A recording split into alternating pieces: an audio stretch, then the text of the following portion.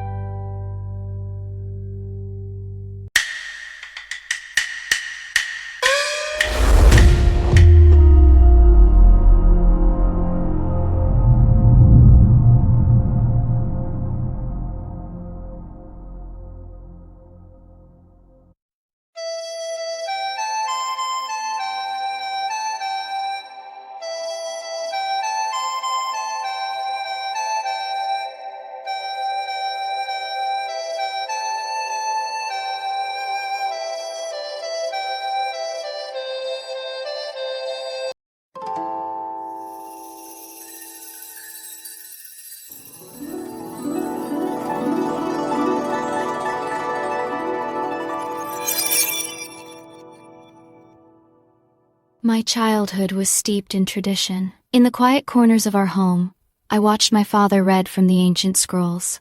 Confucius, always Confucius. His words shaped our world. Honor, duty, obedience, that was the rhythm of our family life. But even then, I felt the pull of something different, something beyond the walls of our courtyard. As a girl in my village, I was taught to honor my family above all. My father read the wisdom of the ancients, and I listened, quietly, respectfully. They said a daughter's duty was to serve tea, marry well, and bring honor through obedience. But inside me, something stirred. I didn't want a life confined to tradition. I wanted to run, to fight, to choose my own path. They said the war was far away, but rumors moved faster than armies. They slipped beneath doors before dawn carried on the wind, like falling ash. In the village square, whispers took root, nervous glances turned into trembling voices, until stories bloomed like wildfires. They said the northern borders had turned to smoke, that whole towns had vanished overnight, homes trampled under hooves, families torn apart like paper in the storm. Mongol riders faceless in the dark thundered through the countryside, like ghosts, burning fields, shattering gates, leaving nothing but silence in their wake. I woke before the sun. As always, the air was cool, the silence comforting. I tied my hair back, just as my mother taught me, and stepped into the courtyard. The scent of rice porridge drifted from the kitchen. My mother hummed softly as she stirred. My father sat near the window, reading from the old scrolls, his hands steady, his eyes distant. We ate, quietly. No one spoke of the notice, but we all felt it like thunder rumbling beneath the surface. I watched my father's hands tremble as he lifted his bowl. He tried to hide it, but I always saw. After breakfast, the village bell rang, a summons. My heart tightened. I followed my family to the square, each step heavier than the last. I didn't know what would happen, but I knew it would change everything. The village square was heavy with silence that morning. A government notice fluttered like a warning, one name from every family. My father stepped forward, his body trembling, his pride unshaken. "I will serve," he said, voice steady but frail. My father accepted it without hesitation. His hands steady, his eyes calm. But I saw what the others didn't. The limp in his step, the quiet winces when he thought no one watched. He had given everything for our country already. I saw the pain behind his eyes, the tremble in his hands. Every step he took toward that notice felt like a goodbye. I wanted to scream, to stop him, but I couldn't. Honor demanded silence, but my heart, it demanded action. That moment broke something in me and forged something new. I knew what I had to do. Not rage, not fear, but purpose. I couldn't let him go. Not because he was weak, but because I was finally strong. I would fight in his name, to protect him, to protect all we love. That night, as the wind stirred the rice paper walls, something inside me awakened. No, this was different. It was a fire, small, but steady. A warmth that rose from somewhere deep, older than reason, louder than doubt. I looked at my father's armor, its edges worn smooth by honor. I saw the weight it carried, not just metal and silk, but memories, promises, scars. I could not let it crush him. Something in me refused to stay silent, refused to stand still. I didn't know if I was brave. I didn't know if I was enough, but I knew I couldn't watch the ones I loved disappear into a war they didn't start. Not while I had breath.